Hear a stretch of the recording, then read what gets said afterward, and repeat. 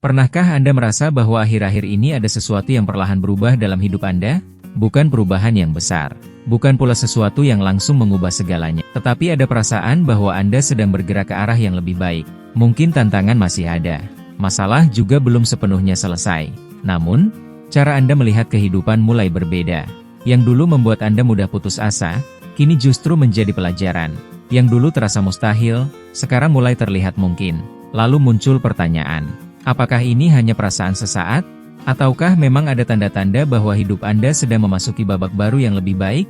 Dalam video kali ini, kita akan membahas 7 pertanda yang sering muncul ketika seseorang sedang mengalami proses pertumbuhan dalam hidup. Bukan sebagai ramalan, melainkan sebagai refleksi agar kita semakin menghargai setiap langkah yang sedang dijalani. Pastikan Anda menonton hingga akhir, karena pertanda ketujuh sering menjadi perubahan paling penting yang menentukan arah kehidupan seseorang.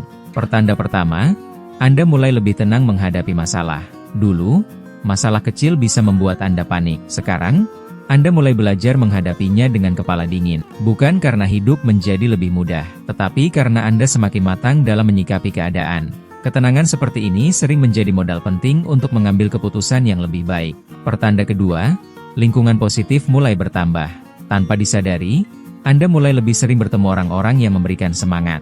Mereka mengajak Anda belajar, memberikan masukan, membuka wawasan baru, atau sekadar mengingatkan agar tidak mudah menyerah.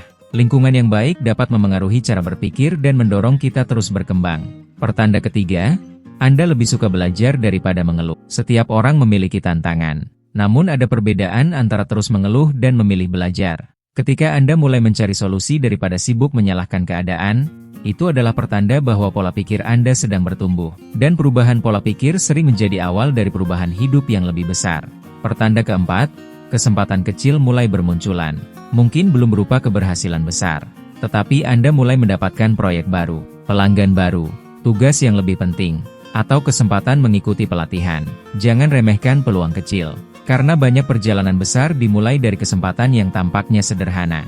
Pertanda kelima, Anda tidak lagi membandingkan diri dengan orang lain. Dulu, melihat keberhasilan orang lain mungkin membuat Anda merasa tertinggal. Sekarang, Anda lebih fokus memperbaiki diri sendiri. Anda mulai memahami bahwa setiap orang memiliki waktu dan perjalanan yang berbeda.